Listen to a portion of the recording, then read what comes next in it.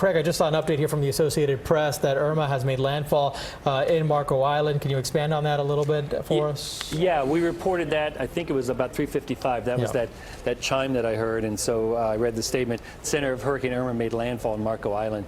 Now, the report was a 130-mile-an-hour wind gust was recently reported by the Marco Island Police Department. I can almost guarantee you there was nobody at the Marco Island Police Department calling that report in. It was most likely an automated station on the roof of the building there, because everybody on Marco Island should have been off of Marco Island. I think what's going to happen here, so let's talk about how this unfolds and where we go from here. And let me just zoom out the radar. Let me clean it up a little bit so it's prettier. And let's zoom out. No, that's not what I want. Pushing the wrong buttons. Okay, so a bit bigger perspective here.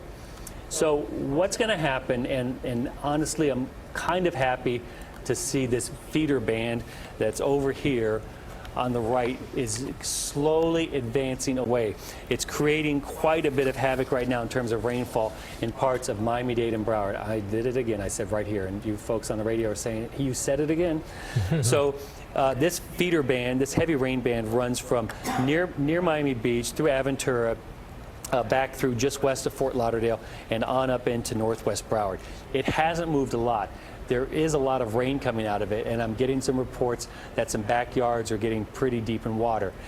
Some of the rainfall estimates here exceed, and I'll check on that next because I don't want to just guess here, but the rainfall amounts are pretty high. But if I loop this, I put this into motion here, and you look at it, you can see that gradually these lines are very slowly working that way, while at the same time very quickly they're moving that way. So there is a flood threat, but I don't think it's a substantial flood threat at this time, barring some new feeder band setting up. And if you look over here, let me clear that. If you look over here to the west, I did it again.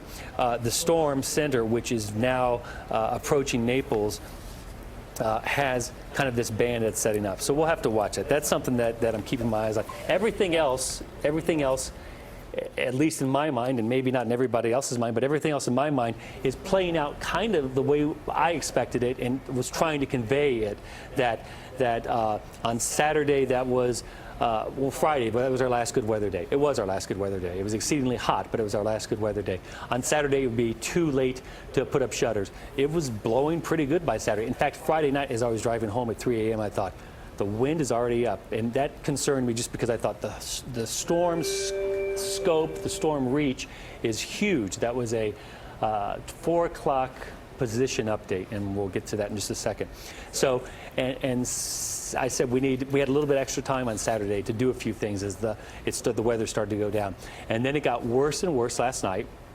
The eye made landfall, and then last night it got worse and worse over all of South Florida, and then the eye made landfall. Of course, the Keys bore the brunt of that, the lower Keys, but then the middle and upper Keys bore a lot of the medium hurricane force winds, and then farther to the north and east, where we are now in Miami-Dade and Broward, we're feeling the effects of the hurricane here. So it's going to continue to move to the north, and because I know there may be people joining us, and you're on radio, most likely, and if you're not, you've probably got power, or at least have figured out an antenna for a TV that's on a generator.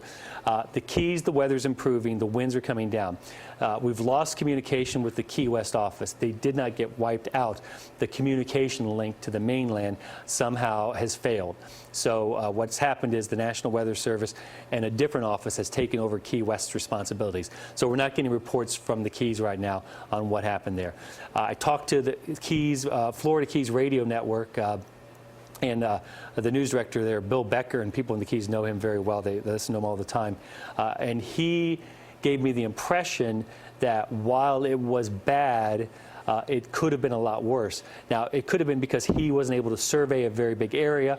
That's possible. And when I say that, let me put that into perspective. The area where the eye wall went, if there were boats, they likely got swept away. The area where the eye wall went, if there were weak structures, they likely got blown over. The area where the eye wall went and there was storm surge, there was likely some damage and maybe some severe damage.